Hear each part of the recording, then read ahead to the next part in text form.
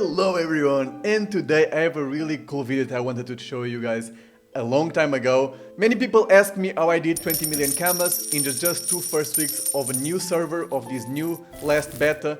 And because of it, I'm kicking off a playlist dedicated to mastering the art of making camas. And in today's video, we are diving into the fascinating world of Dofus economy on a brand new server launching this December, okay? I'm starting with a crucial concept, understanding the economic curve and the wave of player levels, okay? Stick around to find out how your position relative to this wave can dramatically impact your earnings and game strategy. Let's dive in. So, understanding the economic wave. What is this economic wave that I just talked about?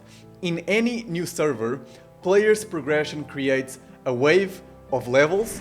Visualize this on a graph where the x-axis represents player levels and the y-axis shows the percentage of players at each level.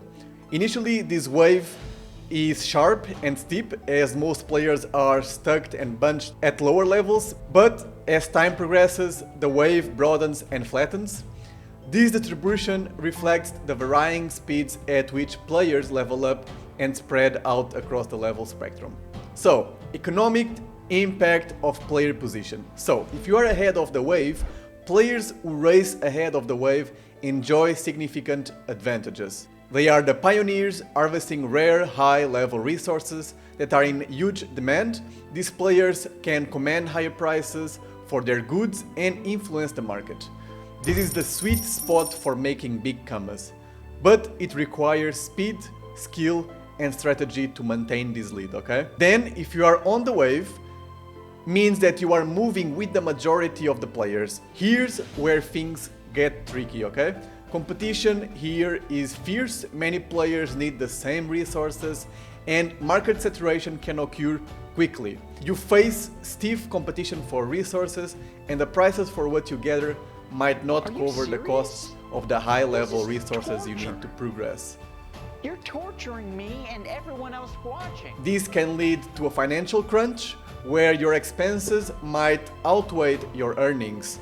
It's a tough spot where financial management becomes crucial to avoid running at a loss, okay? So pretty much you need to take very careful with this, okay? If you are really on the wave, everything will be way more expensive for your next sets, and the resources that you are harvesting at the moment will be at way lower price because everyone is also harvesting these resources. So the deficit of camas will be super high if you don't plan well your strategy, okay? Behind the wave. Lagging behind the wave might seem like a disadvantage, but it has its perks. The market for lower level resources may not be lucrative, but there's less pressure and competition.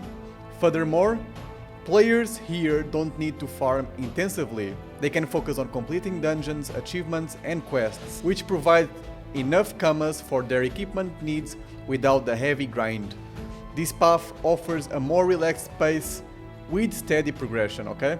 So, what we have to understand is that the people behind the wave will have all the resources from the people in the wave. So everyone that is on the wave is basically getting all the resources for their levels, and then they will sell these resources that they did in the dungeons, for example. But since there are so many people on the wave, there's too many of these resources for the low quantity that is behind the wave. Therefore, the resources will drop and the equipment as well, and that's why the people behind the wave do not need as much camas. Even though they don't really can generate a lot of camas by the normal methods as just farming resources, they can just do, for example, achievements to get enough money to buy their own things. Economic strategies. So, how do you make the most of these positions? Ahead of the wave. For those ahead, it's all about capitalizing on scarcity. Focus on farming resources and selling them before they become common. Also consider investing in items that will increase in demand as more players reach higher levels. The next video that I will do will be focused on this. Where should you get the high level resources, or which resources are the ones that you should collect to make a high profit. On the wave, players on the wave should look for collaborative opportunities. Forming alliances or guilds and pooling resources can help mitigate costs and increase efficiency. Also, keep an eye on market trends. Quick buying and selling can help you stay financially viable. Behind the wave. If you are behind, just relax and enjoy the Dofus experience. Just by doing achievements, quests, or even doing some other tasks that people are not focused too much on because they are only focused on gathering equipments or leveling. So you can focus on a niche of the market that is not being valorized. For example, doing treasure hunting for Roses of the Sands, breeding, or even Dofus questlines to get those bad boys early on in the game. So to conclude, mastering the economy of a new server, it's all about understanding your position relative to the wave of players' levels.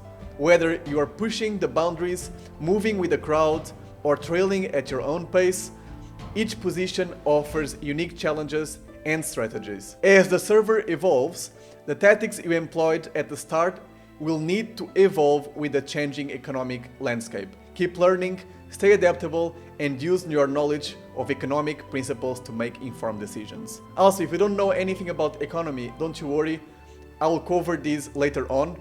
Gladly, I'm doing actually a PhD about economy and ecology, so I think I can give some tips to you guys related to this. So stay tuned for more in-depth analysis and tips in the next videos of this series. The next one will be about where should you farm high-valued resources, like I already said before. If you enjoyed this deep dive, make sure to hit the button, comment, and if you like my content, consider subscribing. There's more than 80% of the people that watch my videos are not subscribed, so this will help me a lot to keep me motivated and keep going on with these videos. And if you have any questions related to anything, you can always message me on Discord. It's also my name, just Zach Alfara. So catch you in the next adventure. See you!